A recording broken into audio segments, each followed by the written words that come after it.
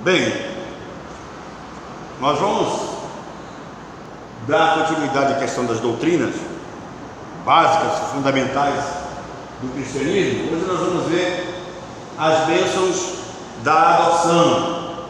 E a adoção, ela é importante nós entendermos como ela se deu, como ela funciona na vida do crente, porque diz respeito à nossa salvação. Nós temos duas linhas teológicas com relação à salvação, que são aqueles que sabem que são salvos, têm certeza da sua salvação, eles foram ensinados e doutrinados para esse fim, eles entendem o que é adoção, eles entendem o que é salvação pela graça, eles sabem que foram eleitos, que foram chamados por Deus, e tem aquele grupo que está lutando para ser salvo. E o que é mais grave, que dentro desses dois grupos, esse grupo que está lutando para ser salvo, ele foi instruído a pensar que ele pode perder a salvação a qualquer momento. Agora, observe que ele foi instruído que ele pode perder algo que ele não tem, porque quando você conversa com essas pessoas, se ele tem certeza de salvação, ele diz: olha, eu estou lutando, eu estou tentando fazer isso, eu não fumo, eu não bebo, eu não faço isso, eu não faço aquilo outro. Então isso aí é salvação pelas obras. Mas salvação pela graça, nós temos que entender que dentro do texto que nós lemos de Efésios, no versículo 9, fala de um mistério que foi revelado. Paulo está falando de que Deus revelou um mistério. Dentro desse mistério, o verso 4 vai nos dizer que está a adoção, que os verdadeiros crentes, eles foram adotados. E por que esse povo, essa linha que entende que está lutando para ser salvo e que não conhece a questão da segurança da salvação, por que eles não entenderam isso? Porque os seus líderes também ainda não entenderam, ou eles não foram ensinados que a palavra adoção, quando Paulo usa no grego koiné, que é traduzido para o português, Paulo tem em mente a adoção que era feita lá em Roma, na região da Ásia, baseada no Império Romano. Não é uma adoção igual a nossa. Por exemplo, você vai numa entidade para adotar uma criança, geralmente as pessoas procuram aquela criança que mais se identifica com aquele que vai ser o pai, né?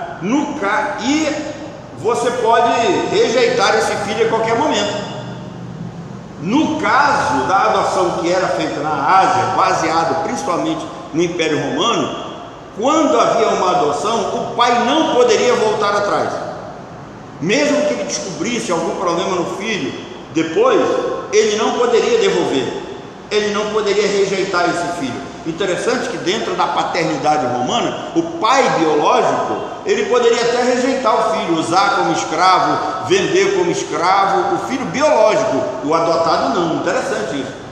A lei romana, ela protegia muito mais o adotado do que o filho biológico. Então é por isso que Paulo usa essa palavra adoção. Ele não usa adoção nos termos da lei brasileira. Paulo usa adoção naquela época, nos termos da lei romana. Então, vamos ver as bênçãos da adoção. Mas a todos que creram nele e o aceitaram, ele deu o direito de se tornarem filhos de Deus.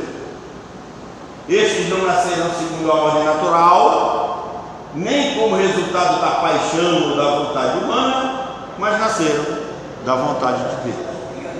Pode passar. Olha só, isso aqui é importante a gente aprender. Quem de nós já usou a frase: eu também sou filho de Deus? Essa frase, ela é usada como força de expressão quando exigimos o direito a algo ou a alguma coisa. Usá-la como força de expressão ou não mostra que há um problema quanto à verdade expressa.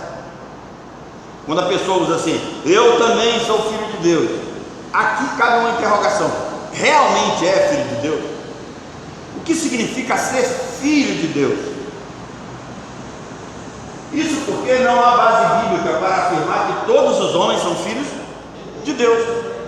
Então, quando alguém diz assim: eu também sou filho de Deus, nós podemos considerar essa pessoa como filho de Deus por meio da criação, que Deus nos criou, Criador. mas do ponto de vista para a salvação, não. Tá? Talvez esta seja a crença popular que mais tem enganado a humanidade. A humanidade pensa que realmente é filho de Deus. Pode passar. É comum pensarmos que o Criador é o Pai amoroso de todos os homens. Isso faz parte da nossa cultura. Mas a Bíblia não diz isso. As pessoas chegam a este mundo como criaturas de Deus e não como filhos de Deus. Por isso que Cristo disse aos seus discípulos: ide por todo mundo e pregar o evangelho a toda criatura. Se fosse filho, por que ele usaria criatura? Tá? Então, para o homem se tornar filho de Deus, é preciso passar por um processo de adoção, no qual envolve a tríade, a Trindade Santa. Primeiro, o Pai escolheu os filhos antes da fundação do mundo. Atribuição do Pai, ele escolheu em Cristo. 1 Pedro 2,9 diz isso. Mas vós sois geração eleita, sacerdócio real, nação santa, povo adquirido, e por aí vai. Segundo, Deus te conquistou e otorgou todas as bênçãos espirituais que nos tornaram filhos de Deus. Então, Deus escolheu, Cristo foi lá na cruz, morreu por nós, e esse sacrifício de Cristo nos concedeu todas as bênçãos espirituais de Efésios capítulo 1. Outorgar significa conceder, dar como eleito. Então, Pai escolheu, Cristo foi lá na cruz e deu todas as bênçãos aos eleitos. O Filho de Deus tornou-se homem para possibilitar que os homens se tornassem Deus. Deus, Espírito Santo, mudou a nossa natureza através da regeneração, que é o novo nascimento. Também mudou a nossa posição. Antes nós éramos inimigos, filhos da ira, condenados. Agora nós somos filhos de Deus e amados do Senhor. Paulo escreve essa carta aos Efésios com a intenção de que ela fosse uma circular, que ela circulasse por todas as igrejas, e graças a Deus que chegou até nós. A missiva, o que é missiva? A missiva, ela é uma carta com conteúdo teológico. Ela é mais que uma carta. Ela não é uma carta de informação pessoal, mas ela é uma carta com conteúdo teológico. Então, a missiva chegou a Éfeso, passou pelas cidades próximas e correu o mundo, atravessou o tempo e chegou até nós. Ela começa com um ato de gratidão e louvor devido às bênçãos espirituais. O grande privilégio da nossa fé são as bênçãos que nos unem hipostaticamente a Cristo. Os eleitos tornaram-se um com Cristo, isto é a união hipostática. Graças às duas naturezas que coexistem no Messias: 100% Deus, 100% homem. Em seguida, Paulo descreve as bênçãos espirituais ligadas diretamente à salvação. Ele vai falar da escolha livre, pessoal e soberana de Deus, mostra os salvos separados dentre a espécie humana caída, natureza herdada de Adão e condenada em Adão. Então, todos os seres humanos, eles pecaram em Adão. Então, automaticamente, todos já nascem mortos em delitos e pecados, já nascem com a natureza pecaminosa. Eu costumo dizer que você não ensina filho a mentir, a pegar as coisas dos outros, a fazer coisas erradas. Por que ele faz isso sozinho? Por causa da natureza pecaminosa, herdada de Adão. Então, em Adão todos pecaram. Romanos 5,12 vai dizer isso. E dessa humanidade pecadora, Deus separou pessoalmente, antes da fundação do mundo, um grupo para a salvação e para a glória do seu próprio nome. Por que Deus escolheu? Qual é o propósito? Evitar a vanglória humana. Se tem uma coisa que não vai ter na glória, na vida futura, na Nova Jerusalém, nos céus, é nego batendo no peito e dizendo que está lá por causa dos seus méritos, porque ele foi bom, porque ele não roubou, porque ele não adulterou, porque ele não matou, porque ele cumpria a lei, que ele obedecia ao Pai. Não, É por isso que salvação não é pelas obras. Se fosse assim, ninguém estaria salvo. E uma das coisas que é fundamental na nossa salvação é o reconhecimento do nosso pecado. O reconhecimento do nosso pecado diante de Deus vai nos ensinar uma coisa muito interessante. Vai mostrar que essa consciência vai produzir em nós arrependimento. Irmãos, arrependimento é uma coisa fantástica, porque quando Davi ele foi interpelado pelo profeta, né? Não é o nome dele? Natan. Quando Natan chega lá, né? Eu estou lembrando de uma outra situação do apóstolo Paulo também. Mas Natan, quando ele, enviado por Deus, chega diante de Davi, pensei que eu não sabia. E que ele interpela Davi, e ele vai ali como uma espécie de mestre. E como um mestre, ele conta uma parábola, conta uma história, e essa história ele espera uma resposta. O que Davi não sabia é que essa resposta seria uma sentença para a vida dele. Então, quando o Natan pergunta para ele o que deve acontecer com esse homem, Davi diz o quê? Tal homem deve morrer. Aí o Natan diz: tu és esse homem. Irmão, por que Deus não matou Davi? Além de todo o propósito eletivo que Deus tinha na vida de Davi, tem um detalhe que é fundamental, a palavra chamada arrependimento. Por que Deus não puniu Davi severamente? Por que Deus não matou Davi? Por causa do arrependimento. E isso é interessantíssimo, porque o Salmo 51, Davi escreve esse arrependimento. Então, houve uma mudança da nossa posição, tá? Deus vai e nos separa pessoalmente. Para quê?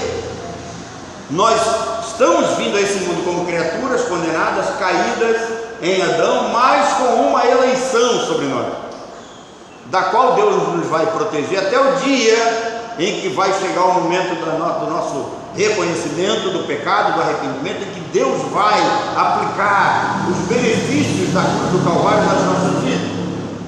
Então, Paulo diz que nós fomos predestinados. Então Paulo fala da eleição, houve uma escolha, e depois ele diz que houve uma predestinação. Deus nos predestinou. Agora, ele nos predestinou para quê? O texto responde: para a adoção de filhos. Aí Paulo diz: olha, Deus nos predestinou para a adoção de filhos, segundo o beneplácito da sua vontade. O que é beneplácito? Beneplácito quer dizer que segundo o desígnio, o decreto de Deus, a aprovação pessoal e o favorecimento divino. Deus aprovou por si mesmo escolher os seus, escolheu os salvos, e ele é por isso que salvação é pela graça. Ele favoreceu esses eleitos que chegassem a receber os benefícios da cruz do Calvário. Predestinação da teologia é a doutrina que afirma que todos os eventos foram desejados, ordenados e determinados por Deus antes da criação. A palavra predestinação, as pessoas têm um medo dela, mas ela diz justamente isso: de todos os eventos predeterminados por Deus antes que nenhum deles existisse. Salmo 139, 16. Antes dos tempos eternos, 2 Timóteo 1,9, antes da fundação do mundo, Efésios 1, 3 e 4, Deus predestinou e escolheu os crentes para a adoção de filhos. Portanto, biblicamente, a verdadeira legítima filiação vem por meio da adoção. Todos os seres humanos, eles são, dentro da soteriologia, que é a doutrina da salvação, todos os seres humanos são criaturas de Deus, foram criados por Deus. Dentro da soteriologia, a doutrina da salvação, somente aqueles adotados, eleitos, convertidos a Cristo é que são vistos como filhos de Deus. Então há uma diferença entre filho e criatura. Todos são criaturas, mas nem todos são filhos. Se você afirmar que todos os homens são filhos de Deus, você tem que pensar na questão criação, nunca na questão teológica, porque na questão teológica só aqueles que receberam a Cristo. O texto é claro: mas a todos quantos o receberam, deu-lhes o poder de serem feitos filhos de Deus. Tá? A adoção bíblica, ela é a verdadeira e legítima filiação. Essa adoção é um ato gracioso e merecido que vem da parte de Deus, a qual Ele nos escolheu, Ele nos chamou para si mesmo, Ele nos selou com o seu Espírito e Ele nos concedeu privilégios e bênçãos. Para que você entenda melhor, nós temos que voltar ao tempo e lembrar da cena lá do Éden. Após a queda, Deus infundiu na mente humana a ciência de um Criador, a consciência de um Criador. Essa é uma maneira pela qual Deus se revela ao homem. Todo homem traz na consciência a certeza, a existência de um Deus, ou a existência de Deus, né? Tanto é verdade que a presença do divino está nos atos religiosos, né? Ele é visto em todos os povos e em todas as etnias. Todos os povos creem em alguma coisa, todas as etnias creem em alguma coisa, cultuam alguma coisa. Eu estive no município de Jutaí, eu fiquei impressionado. Eu não lembro mais da história todinha, mas lá tem uma seita, foi fundada por um padre, que eles não adoram nem, eles creem em Jesus, eles adoram, eles fazem as suas devoções, mas para eles o ponto central é a cruz, eles adoram a cruz. Eu só vi isso no município de Jutaí até agora. Eu tinha vontade de voltar lá, né? Inclusive o templo é impressionante, porque a base do templo é uma cruz. O templo é construído como base essa cruz. A base de sustentação do templo é a cruz. Muito impressionante. Eles fazem procissões, as mulheres usam aqueles vestidões, roupa até aqui, os homens andam de caminho de manga comprida o dia todo. Eles fazem romarias de procissões lá. Então, todos os povos, todas as etnias, eles creem em alguma coisa, eles cultuam em alguma coisa, e isso é resultado de quê? Da consciência que se tem do sagrado. Ou seja, o homem sempre busca uma maneira de chegar a Deus. O homem nunca deixou de buscar perdão para o grande mal que assola a sua alma. O propósito de Deus revelado na Bíblia é muito claro. Ele deixou a humanidade cair em Adão. Ele deixou, ele decretou, ele permitiu, ele deixou. O fato é que a humanidade caiu. Depois ele enviou Cristo a fim de resgatar apenas o grupo escolhido previamente. Cristo se revela a estes eleitos. Aí é que está o mistério, da qual Paulo fala. Os resgata da escravidão e condenação, resultado do pecado. E por fim, adotar como filho para uma vida futura, em um outro lugar que a Bíblia chama de céu, de Nova Jerusalém, tá? Cidade Santa e por aí vai. Deus condenou a todos sobre a penalidade do pecado, resgatou e adotou os seus para a sua própria glória. A adoção, ela nos afeta de modo maravilhoso. Primeiro, a adoção mudou o nosso relacionamento com Deus. Antes nós éramos inimigos, agora nós, na condição de filhos, somos chamados de filhos do Pai eterno, e nós temos essa prerrogativa de chamar Deus de Pai. Preste atenção que no Antigo Testamento não se encontra essa expressão da forma como nós vemos no Novo Testamento. No Novo Testamento, no Antigo Testamento, ninguém chama Deus de Pai da forma como nós chamamos no Novo Testamento. Por quê? Porque isso é resultado da adoção. A adoção mudou a nossa relação com o mundo, e ela passa a ser uma relação difícil e em constante oposição. A gente está sempre em oposição ao mundo. E aí Paulo diz que nós não devemos, nos conformar com esse mundo. Pedro diz que nós não devemos tomar a forma desse mundo, e por aí vai. O que era natural, no caso o pecado, a natureza herdada de Adão, passa a ser inaceitável pelo Espírito que agora nos habita. Aquilo que era totalmente natural para nós não é mais. Às vezes nós nos surpreendemos quando alguém comete alguma coisa que nós achamos que é um absurdo. Por quê? Porque não é algo natural.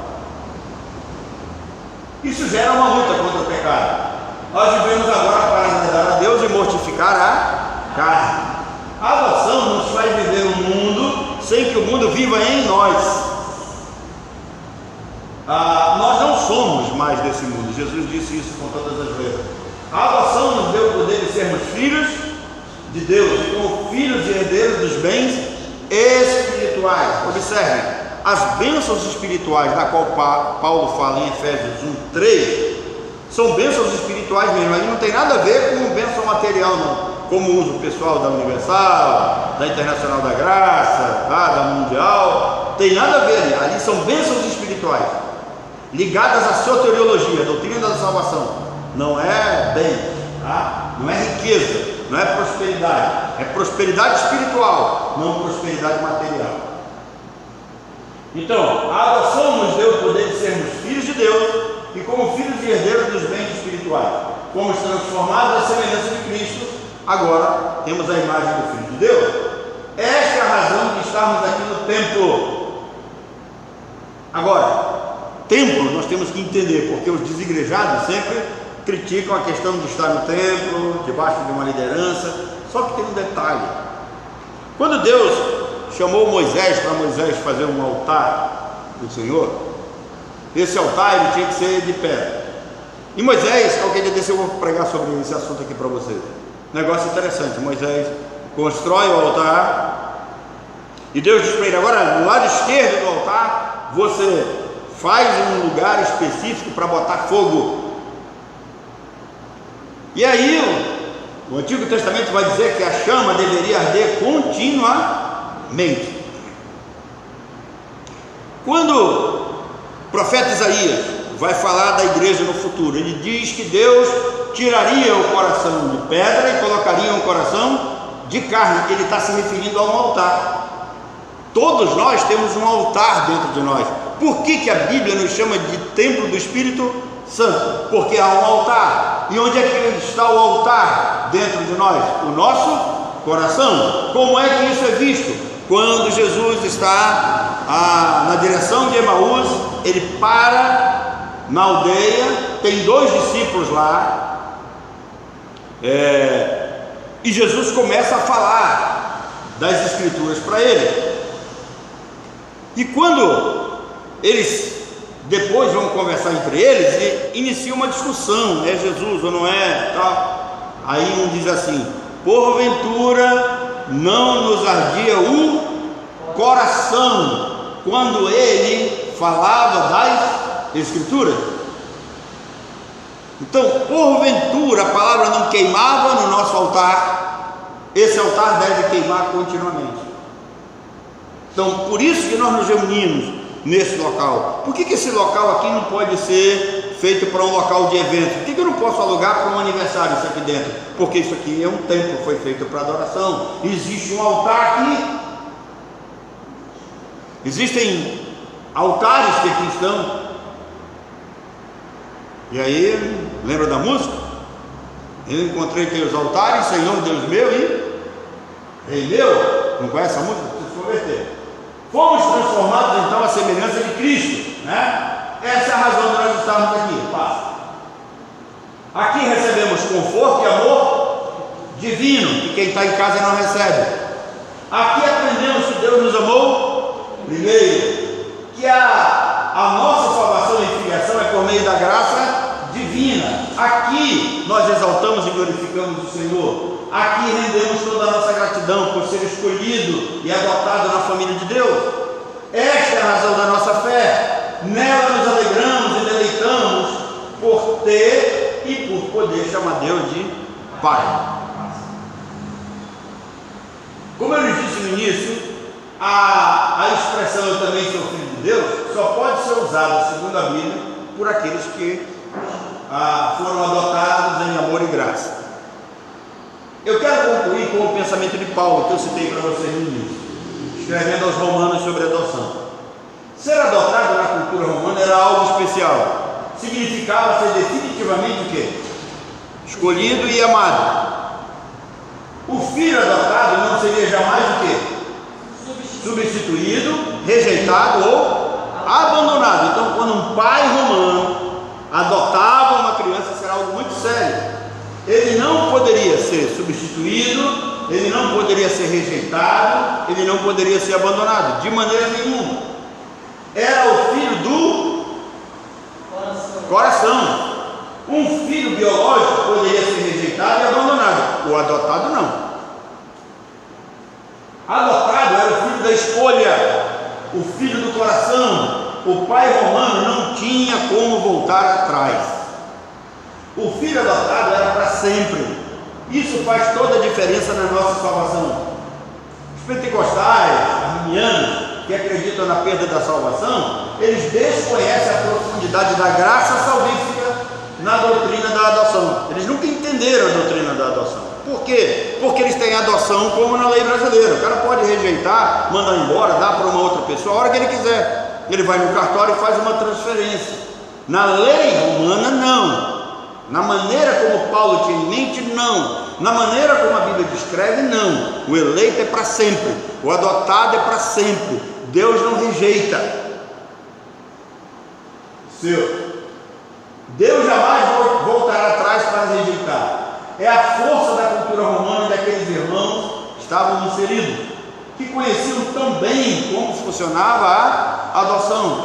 Eles sabiam, não precisava explicar. Para nós precisa, porque a adoção na época de Paulo era uma, a adoção nos nossos dias é outra. Hoje em dia, essa questão da adoção está tão deturpada que, dependendo do juiz e da localidade, duas pessoas do mesmo sexo já podem adotar uma criança. E nós já temos alguns absurdos praticados por aí. E quando Paulo usa essa expressão, ele usa para nos dar a certeza de que uma vez salvo, salvo para sempre. Por que nós não cremos na doutrina da perda da salvação? Porque nós entendemos o que é adoção. Por que nós afirmamos que uma vez salvo, salvo para sempre? Porque nós fomos eleitos e predestinados para a adoção de filhos. E quem fez isso foi Deus, é a escolha do coração dele. O filho biológico de Deus, Jesus, foi rejeitado na cruz. Então observa, o biológico poderia ser rejeitado, tá? E Jesus foi rejeitado para que os filhos adotados eles fossem aceitos e amados para sempre. Observe, Jesus disse: Deus meu, por que me desamparaste? Então Deus desamparou o seu biologicamente para poder aceitar os eleitos. Paulo escreve esse pequeno e significado verso para nos ensinar sobre a doutrina da adoção e segurança eterna de salvação. Por isso, nós temos toda a liberdade para abrir a boca e dizer: uma vez salvo, salvo para sempre. Que Deus nos abençoe. Tem alguma pergunta?